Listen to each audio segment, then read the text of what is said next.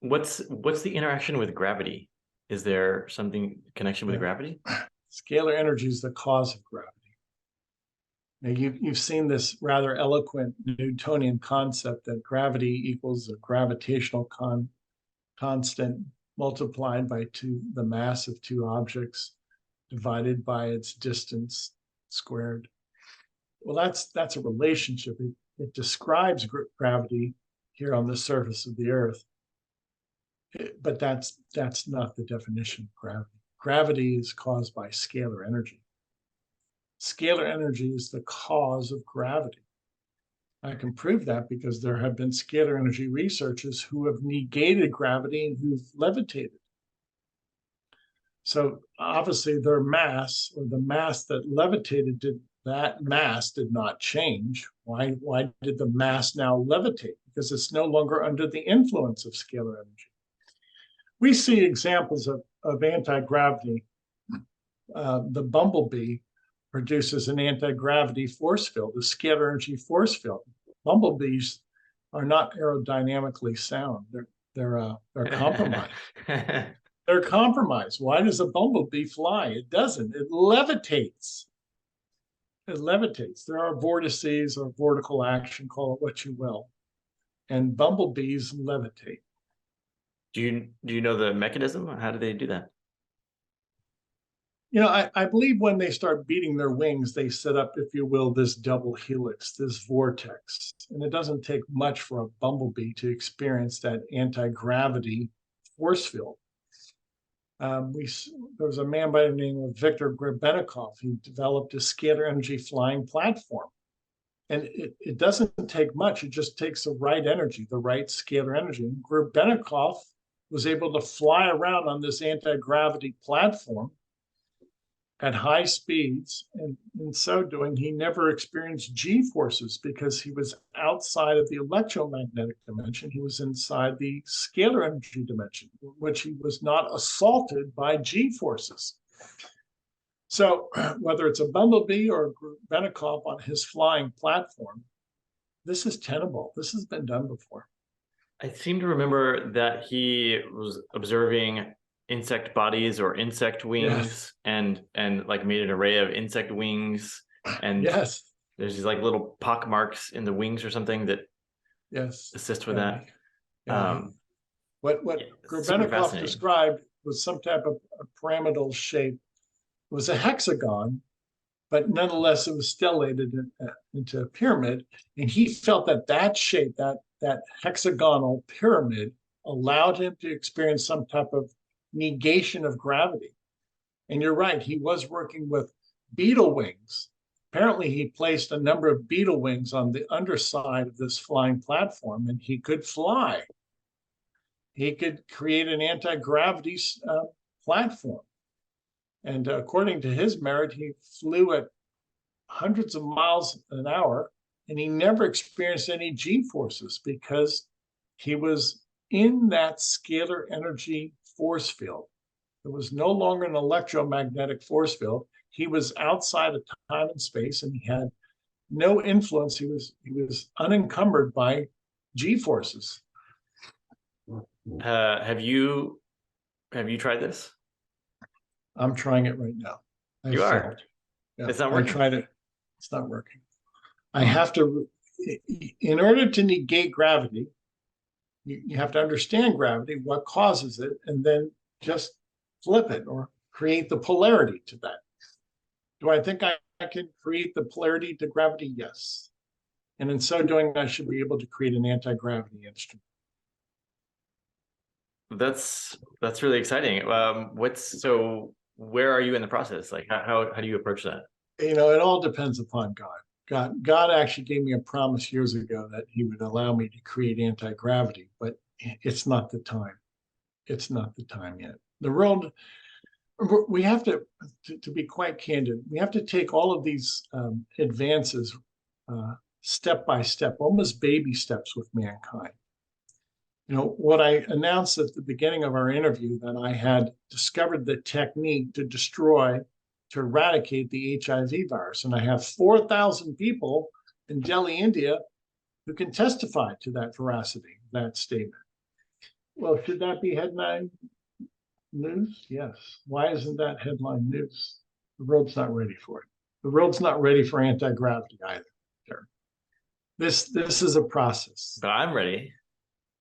You're ready because you're open to this and you've done your homework.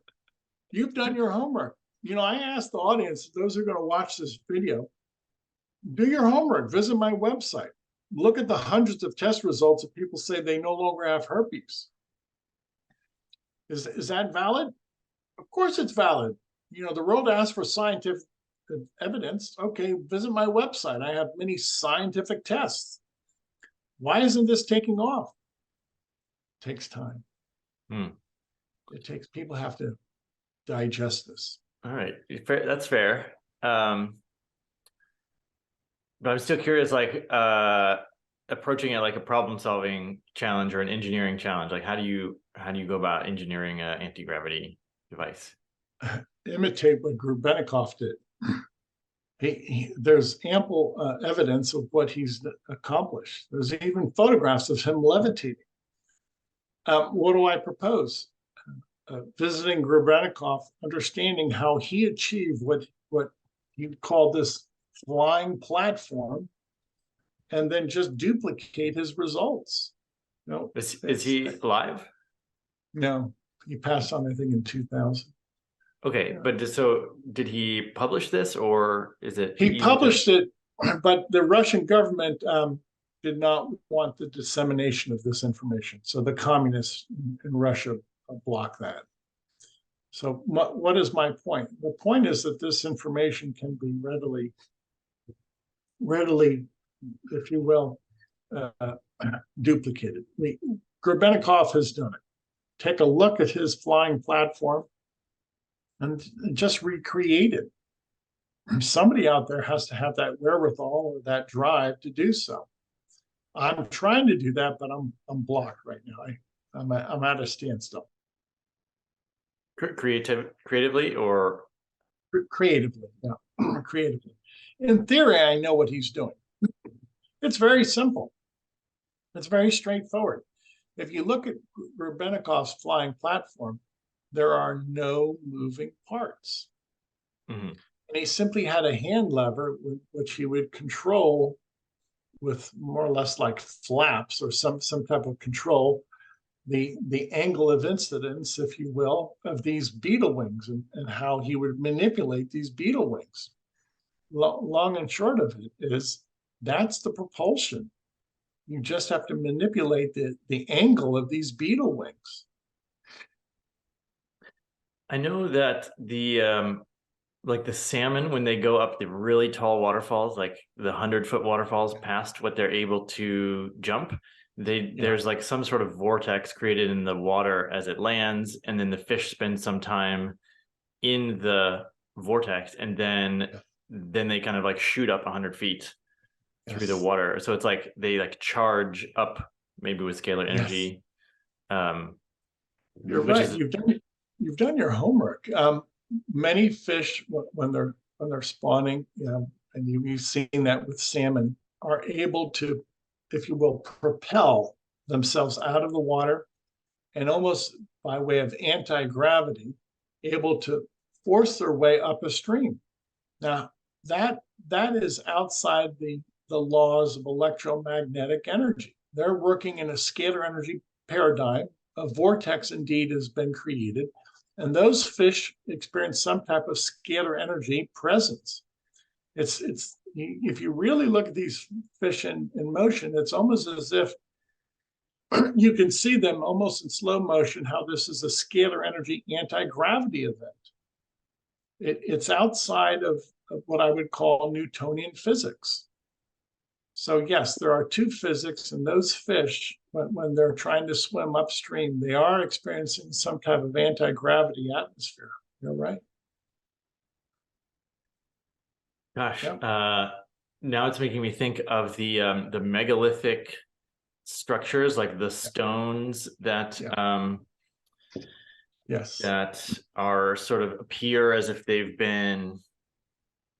were a stone, but then they turned into some sort of malleable form because the stones are like bent, and this, the seal between the cracks is, perfectly matched, especially in Peru, I'm thinking of. Would this be a scalar application as well? It has to be. Some of these building projects, call them building projects, monuments. To this day, there is not a crane in operation that can maneuver some of these stones. And one stone is placed on top of the other, 100 tons, 200 tons. There is no crane in operation. There is no tensile strength wire that could lift 100 tons and set it upon another stone. It had to be some type of anti-gravity mechanism that built many of these cities or pyramids or obelisks.